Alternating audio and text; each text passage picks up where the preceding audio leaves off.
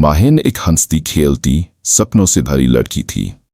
उसकी आंखों में हजारों ख्वाहिशें थीं, लेकिन वह एक पारंपरिक परिवार में पली बड़ी थी, जहां लड़कियों की जिंदगी के फैसले वे खुद नहीं लेती।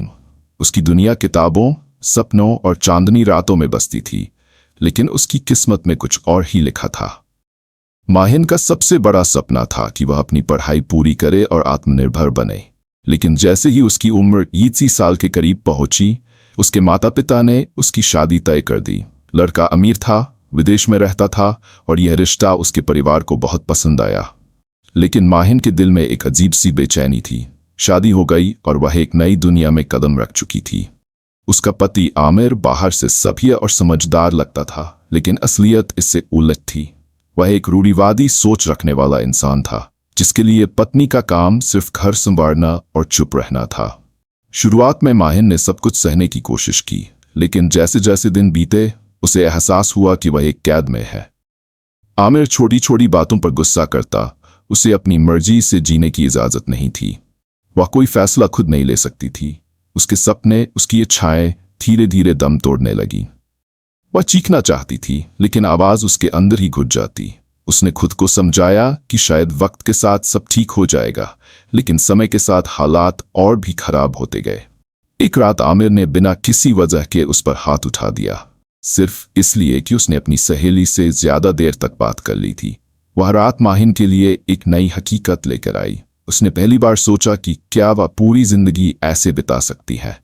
क्या उसके सपनों की कोई कीमत नहीं? लेकिन वह डरी हुई थी। परिवार, समाज, लोग क्या कहेंगे का डर उसके कदम रोक रहा था। वह सहती रही, लेकिन हर बीते दिन के साथ उसके अंदर की रोशनी मध्यम पड़ने लगी।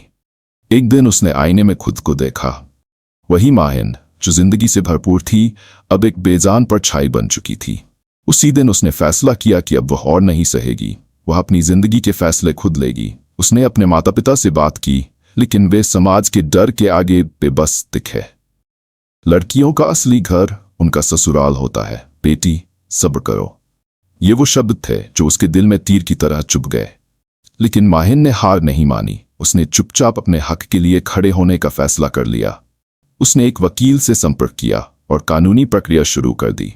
ये आसान नहीं था, लेकिन उसने हिम्मत नहीं हारी। समय बीतता गया और आखिरकार उसने अपनी जिंदगी का सबसे बड़ा फैसला ले लिया।